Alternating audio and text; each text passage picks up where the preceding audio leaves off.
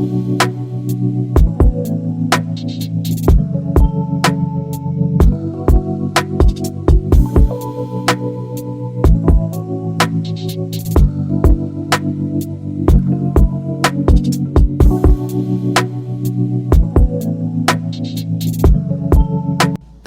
what's good? Snip Life. Yo, this is episode 3 of the Franklin Lynch story. And it's a sad story. It's a beautiful story. It's a wonderful story. It's so important that what happened then, how it plays into what's going on now. But man, I just want to put a person behind the voice, behind that song, Young Girl, and, you know, what he was like, you know what I mean, what my experience was like. Like I said, in episode 1 and 2, about me performing with him when I was young, and the James Brown thing, and then I'm doing more research, and the song was actually recorded in 1967. So that makes me, I was born in 64, I'm 3. Now I remember the ones that, they all look the same, but the first ones, they had demo on there. You know, that radio, that thing, demo purposes only, those are the first ones. So I don't think when it did come out in 68, it didn't take off right away or whatever. It didn't do what it was supposed to do or the expectations. And I think that was something that affected my cousin.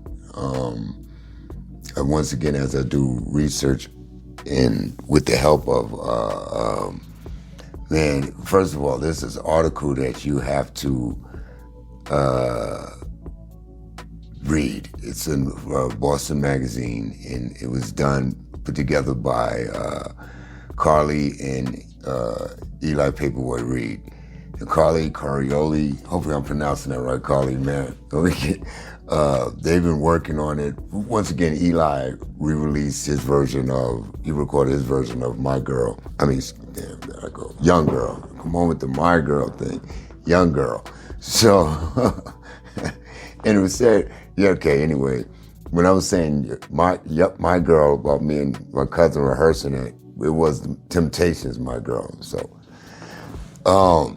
So him and Carly, they were researching and doing this on him for, just digging, wondering how this happened. It was like 50 years ago or more now that, this tragic thing happened to my cousin, man, and still was no justice done. And if you don't know the story, I'm going to get to that probably in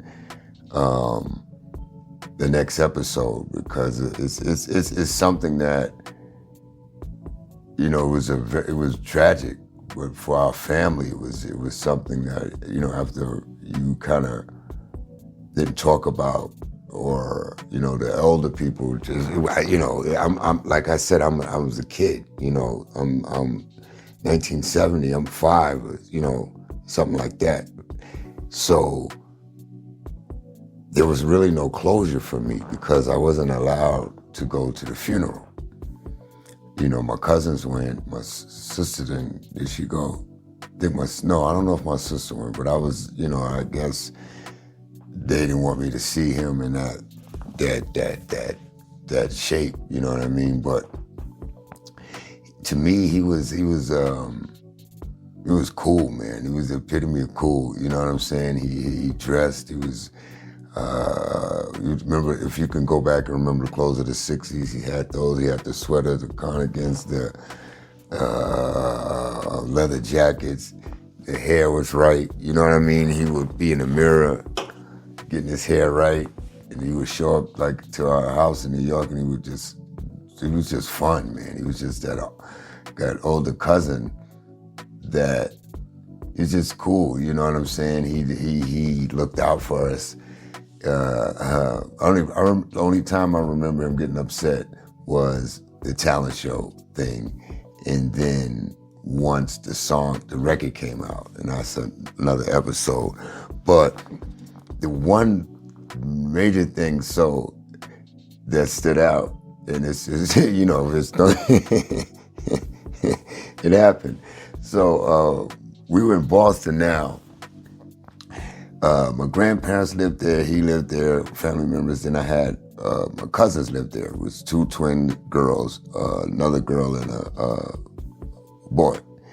They were all older than me. Me and the youngest girl, we were the youngest. I had to be Jesus. Now, if it's 67, 68, I don't even know if the song was out yet. But anyway, I had to be 3 or 4 the most. So I don't know what it was, but he babysat us. Right? We had my grandmother's house, right? So we were all there. And he was drinking blackberry brandy and mixing it with milk, right? So they leave, the grown people, you know, my parents and grandparents and their parents, everybody leaves. And we there. And he said, y'all want... Guys, y'all. He's like, y'all want some of this? So everybody's like, yeah. Now he's telling me and my younger cousin, me and the girl, she's like a year or 2 older than me. Y'all can handle this. Well, we tripping, we pouting and shit. You know, so he give us a little bit. So brandy mixed with milk, man. And we sipping and sipping. So then all of a sudden, man, there was 6 of us. 3 of us got sick and 3 didn't. I didn't get sick. I think one of the twins got sick. It was crazy. So now panic sets in. Because he's tripping, he's panicking. Because, they're going to come home and be like, yo, come on, man. So we never said nothing. He told us never to say nothing, man. We always said so. Nobody knew. Everybody was good, man. We had headaches, but to this day, I think I had blackberry brandy back in high school, man, in that same, you know. So he was that type, man. You know what I mean? Not nothing about drugs or trying to influence us, but it was just that particular thing, you know. So it's just a mystery how all of this transpired. And then as Carly was doing more research, a lot of stuff came out that I wasn't aware of, like as for instance, mental illness. I didn't know he had suffered from mental illness. I didn't know he had, went away for treatment several times, you know. So, and back in those days, there were, you know, stigmas of, you know, you hide stuff, you keep stuff on the low, you know. So I don't know if it was discussed. I'm too young to even know what was going on, but I never seen any signs of anything.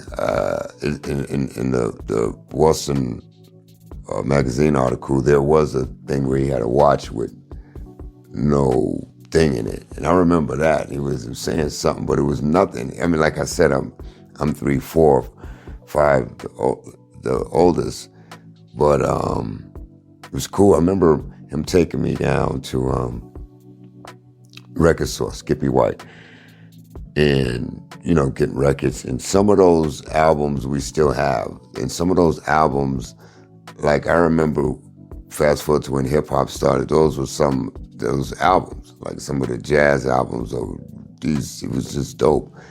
So those were the experiences. Those were the fun times. Those were, you know, he would just come, we would just show up in New York, cook us breakfast, me and my sister, sing, you know what I mean? And I was asking my mom what it was like when he was growing up. And, you know, he went through a lot of ridicule because of his complexion, you know, back then, darky, blacky, you know, that type of thing. And